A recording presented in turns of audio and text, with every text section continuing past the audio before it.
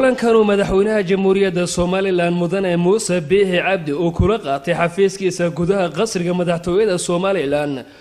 وفتقن بلارني وهو قامين يقدوميها شركة مالقشيقة كوسا ميسي مرصد عالميقا بربرا تيبي وعلا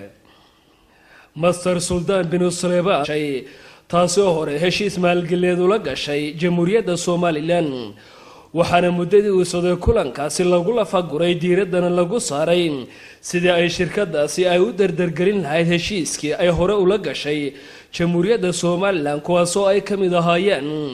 ballaarinta iyo casriyeynta marsada caalamiga ee Berbera iyo mashaariicii kala duwan ee la socday heshiiskii ay la gashay Somaliland shirkaddaasi waxaana uu madaxweynaha jamhuuriyadda Somaliland mudane Muuse Biixi Cabdi uu soo jeediyay inay dardargeliyaan oo ay kor u qaadaan isla markaana ay dhamaystiraan heshiiskaasi waxaana madaxweynaha jamhuuriyadda Somaliland ku helinaya kulankaasi uu la qaatay xubno ka tirsan golihiisa wasiirada iyo waliba safiirka Somaliland u fadhiya wadanka Imaaraadka Carabta waxaana markii laga soo baxay kulankaasi warbaahinta la hadlay wasiirka wasaaradda arrimaha dibadda iyo iskaashiga caalamiga ee Somaliland iyo gudoomiyaha shirkadda TBWL waxaana hadalka ku horeeyay wasiirka arrimaha dibadda ee Somaliland waxaana uu sharaxay waxyaabaha ay ka wada hadleen gudoomiyaha shirkadda TBWL iyo madaxweynaha Somaliland maanta waxa madaxweynaha u yimi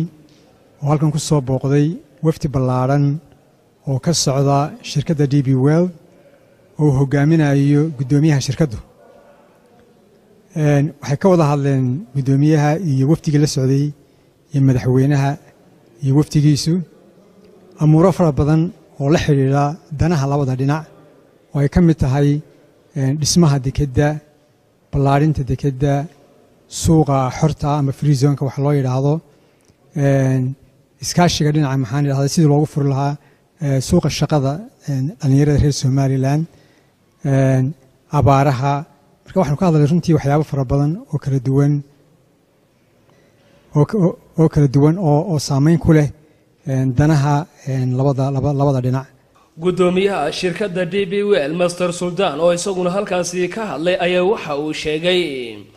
in kulanka uu la qaatay madaxweynaha Somaliland ay ka wada hadleen heshiiskii dhexmaray shirkadiisa iyo dawladda Somaliland I think today we had an excellent meeting with the president and the ministers. We are very committed to the economy of Somaliland, committed to the port.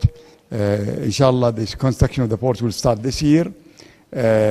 Some of the equipment will arrive sometime this year. A free zone also is, I think, finalized where the land is going to be. And inshallah, we'll be able to start to do some construction as soon as we finalize the last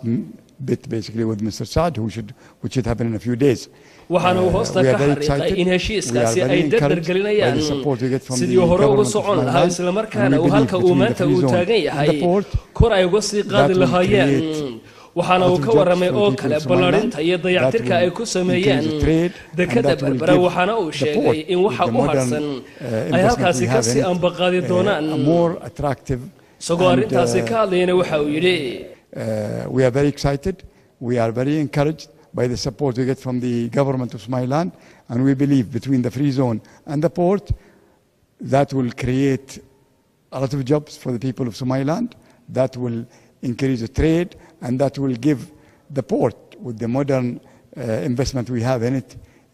a more attractive and Ahmed Saki Dair Hassan warbaahinta qaranka Somaliland magaalada Hargeysa